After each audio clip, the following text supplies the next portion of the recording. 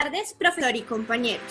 El día de hoy les voy a hablar de la política social en América Latina desde 1930 hasta el presente, a cargo de María Paula Caicedo y Valeria Carvajal, quien les habla. Para inicios del siglo XX, la social se ubicaba en un lugar secundario en las prioridades del gasto público, justificándose solamente para reforzar el orden político, como los positivistas que hacían hincapié en la inversión selectiva por parte del Estado, preocupados por el descontento social que imposibilitaba la inversión extranjera. Para 1930, la educación primaria era obligatoria para los niños en la mayoría de Latinoamérica. Sin embargo, la educación estaba fragmentada, principalmente en las partes rurales, por lo que esta pasó a ser dirigida por la Iglesia Católica, enfocándose principalmente a los objetivos cualitativos y morales. Se evidenció una fuerte brecha social, ya que los acomodados de las zonas urbanas recibían mejor educación. Los servicios de salud pública. Por culpa de la ortodoxia europea se consideraba la salud como algo privado. Aunque en América Latina se dieron ciertos avances como el control de la higiene pública, el control de los ingresos de los médicos, además de que se vivían dificultades por el ambiente tropical, las enfermedades endémicas y epidémicas. Por lo que fue de suma importancia empezar proyectos de alcantarillado y políticas de higiene para evitar que esto imposibilitara la inversión extranjera, el turismo y el comercio. Se crearon varias instituciones para este fin, como la Fundación Rockefeller y el Instituto Osvaldo Cruz. La nutrición era baja y la mayoría de las personas se alimentaban de cereales y grasas, desarrollando deficiencia dietaria, ya que las frutas y legumbres eran costosas, incluyendo la falta del consumo de pescado por el clima y la geografía. Los primeros suburbios de proyectos de vivienda se llevaron a cabo en Buenos Aires. Sin embargo, el uso de malos materiales generó descontento en la sociedad, dejando en evidencia las pocas mejoras desde la abolición de la esclavitud, incluyendo la comparación racial que ocurría en plantaciones como la United Fruit Company. El empleo. Para los años 10 y 20 se abrieron las primeras oficinas del trabajo para mitigar las protestas generadas por las crisis económicas y los despidos. Pero para antes de la década de los 30, ya en varios países se tenían ciertas medidas para los trabajadores, como vacaciones pagadas, un día de descanso a la semana, compensaciones por accidentes laborales, pensiones, etc. En el caso de los militares se les brindó protección social y empezaron a crear hospitales para las distintas condiciones que se les presentaban. Así pues, esto fue una motivación para los jóvenes y campesinos que probablemente no podrían acceder a una mejor condición de vida, ni aprender a leer ni escribir.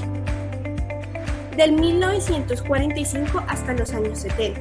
Entre la Segunda Guerra Mundial y los primeros años de los años 70 se dio un incremento con relación a las políticas sociales de mano con el gasto público.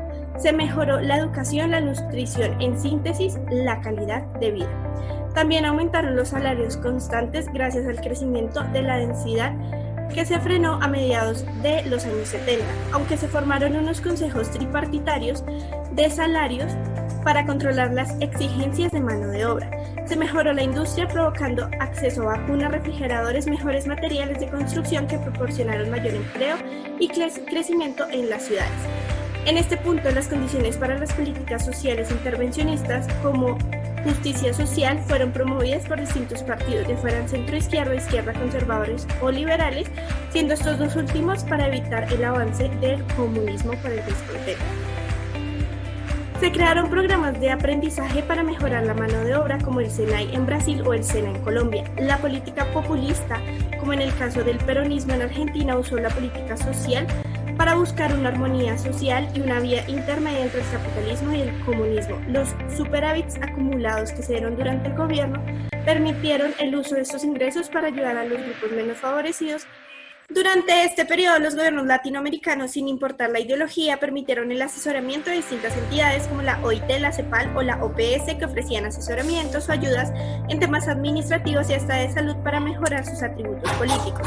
La Revolución Cubana fue un reto para la política social, ya que se estigmatizaban a los gobiernos socialdemócratas. En este se implementó un sistema donde se asignarían los recursos de manera equitativa y eficiente, reforzando áreas como la salud, la educación, provocando admiración extranjera principalmente en los jóvenes de los países latinoamericanos. Estados Unidos no quiso implementar el Plan Marshall en Latinoamérica, Por el contrario, impuso un tipo de modelo liberal intervencionista que inició en Puerto Rico y se expandió por Latinoamérica para ayudar a los gobiernos a financiar algunos proyectos sociales. Esta alianza para el progreso no duró mucho, pero dejó grandes resultados que repercutieron a través del tiempo. Sin embargo, la hiperinflación de los años 70 fue una amenaza para las políticas sociales, afectando principalmente a los más pobres. De la mano del desempleo masivo se intensificó la polarización de clases e ideologías, además de golpes de Estado y mayor desigualdad. Provocó enfrentamiento entre los patrones y trabajadores, los primeros preocupados por los impuestos y los segundos por la inflación. Finalmente, como en el caso de Chile, se impusieron políticas económicas neoliberales donde no se apoyaba ese exceso de ayuda social e impulsaban menos intervención estatal. Desde los años 70 a mediados de los 90, la polarización política y el agotamiento llevaron a que los gobiernos se replantearan a quién debería dirigirse las ayudas y con qué fin. Para estos años, la población se desplazó del sector primario al secundario, además del incremento de mujeres en la población económicamente activa, siendo muy mal remuneradas a diferencia de los hombres. Para contrastar la pobreza se crearon entidades del Estado bastante burocráticas que también ayudaron a fomentar el trabajo.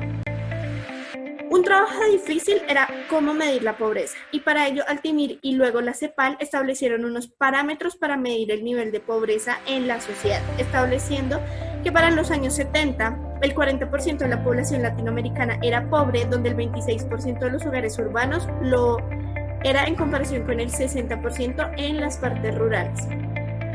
En el caso de Brasil se mejoró la industria y aumentó el empleo, dando paso a un tercer sector, mejorando la dinámica laboral, dejando mayores beneficios a quienes habían recibido un mejor nivel de educación. Asimismo, se industrializó el campo, pero con esta modernización se desplazó la mano de obra y se reemplazaron los pequeños cultivos de campesinos, aumentando la brecha de desigualdad, ya que ellos llegaron a las ciudades, aumentando asimismo, como ya se dijo, la desigualdad. Se creó el SUDENE, enfocado en el noreste del país, por presentar los índices más altos de pobreza. Esto era un caso generalizado, puesto que a pesar de que en Latinoamérica se contaba con los recursos necesarios para satisfacer las necesidades básicas, la alta desigualdad iba en aumento, a su vez que la pobreza extrema. Para los años 70 y 80, gracias a repetidos problemas económicos que se vieron en Latinoamérica, se pasó de organismos como la OIT y la UNESCO al Banco Mundial y el Fondo Monetario Internacional, de carácter mucho más liberal. Estas desestabilizaciones sacrificaron el gasto público hacia la ayuda social para el pago de la deuda y estabilizar la política, afectando a diversos grupos, empeorando los servicios de salud y nutrición. Los casos de mortalidad infantil aumentaron en Panamá, Perú y Haití, además de que en otras zonas se dieron revueltas internas por el inconformismo. Asimismo, las bandas criminales dedicadas principalmente al narcotráfico aprovecharon el desempleo y captaron a los jóvenes de las ciudades como Medellín y San Juan. El socialismo cubano pudo ser algo atractivo, contrario a lo que estaba experimentando el continente. Sin embargo, se dejó al descubierto la fragilidad del estado de bienestar en Cuba, una dependencia de la caña de azúcar y la excesiva burocracia, además de los bloqueos comerciales que se empezaron a imponer para la isla, y el hundimiento de la Unión Soviética fragmentaron la prosperidad de Cuba, enviando a los obreros de las fábricas al campo y aumentando el tiempo de pensiones. Asimismo, el gobierno se limitó a solo garantizar lo básico para los ciudadanos por falta de recursos a causa de los bloqueos que limitaron las ayudas y la austeridad del país. Las ciudades tenían problemas sociales con relación al crecimiento de la población de manera desordenada y desigual entre la población urbana y rural. Se dio una fragmentación en la autoridad y la pobreza seguía en auge. Un ejemplo era la mala absorción de mano de obra en un mercado laboral mal pago, especialmente para los sectores más marginados. En principio, se le dio prioridad a las políticas sociales en las grandes ciudades. Sin embargo, con el crecimiento de las ciudades intermedias y las protestas y huelgas por estar expuestas a las malas condiciones de vida y salubridad, se empezaron a implementar medidas reduccionistas, como en el caso de Brasil, que de los años 50 a los 80 los fondos para la atención de la salud disminuyeron de manera drástica, aumentando la tasa de mortalidad. En México, la desigualdad frente a la atención sanitaria era muy amplia en relación con las metrópolis y las zonas rurales. donde hasta se triplicaba sobre la media nacional. Además de que allí está ubicada la Ciudad de México, con una población enorme que en 1970 pasó de 8,5 a 13,2 en 1980. Gracias al éxodo del campo a las ciudades, se le sumaron también otra serie de crisis que hicieron preocupante el escenario, como la suspensión del pago de la deuda, el terremoto de 1985 y la caída del precio del petróleo. Además, el ritmo de las construcciones de vivienda era inferior a la demanda y las pocas que se construyeron no fueron obtenidas por personas con mejores ingresos por el precio. La mayoría de las personas de clase trabajadora vivían en un tipo de vecindarios y los más pobres compraban u ocupaban terrenos de manera irregular. El gobierno, en vez de demoler estas viviendas, empezó a regularlas como juntas de vecinos y dotarlas de servicios públicos, que en la mayoría de los casos sí podían costear. Sin embargo, los más cercanos de la élite política se favorecían frente a la mejora e instalación de servicios públicos y de transporte, mientras que los pobres debían en muchos casos recurrir a camiones manguera. En Brasil ocurrió algo similar: problemas de salubridad y de congestión de tráfico. Las clases sociales menos acomodadas se ubicaban en lugares con poca salubridad y dieron paso a la aparición de las favelas. Con el fin de proporcionar viviendas a los más pobres, el BNH brindaba créditos hipotecarios que terminaron ayudando a las clases de ingresos medios y altos, desplazando a las personas que vivían en la periferia, aumentando la delincuencia y la pobreza.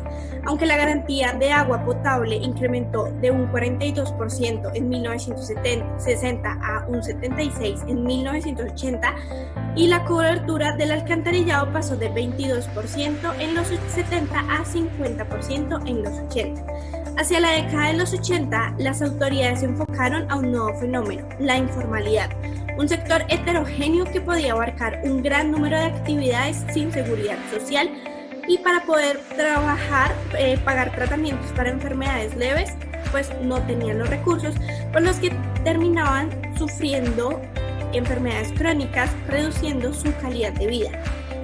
Se podían dividir en redes de narcotráfico y pequeños negocios legítimos. Muchas de estas personas no tenían buenos ingresos, por lo que para el momento de crisis recurrían a los usureros. Las ONG desde los años 80 empezaron a tener un papel más activo frente a los problemas sociales, ya fueran por catástrofes naturales, y en el caso de la Cruz Roja pasó a un tema más general de la pobreza absoluta. Finalmente, con relación a la educación, para esos años se empezó a debatir sobre la calidad de los recursos y las prestaciones escolares. Para ello se implementaron las tablas de clasificación para calificar la calidad de enseñanza entre las mejores y peores escuelas. Pero en vez de eso, quedó en evidencia la desigualdad escolar, como en Colombia, donde los colegios de las principales ciudades tenían una calificación muy por encima de los colegios de las regiones más pobres, como en Quito. El balance. De los años 20 a los años 30 se dio una mejora en la distribución, pero desde finales de la década de los años 40 empezó a ampliarse la brecha social.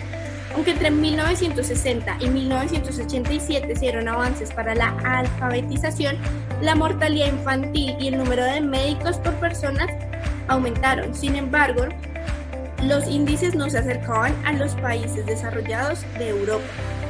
La mujer obtuvo mayor protagonismo, y para los años 90 la política social fue bastante ambigua. Se incluyeron temas como el desarrollo sostenible, y pues pasó del problema del analfabetismo hacia la crisis de la enseñanza secundaria, además de que se incrementó un conocimiento sobre la política social.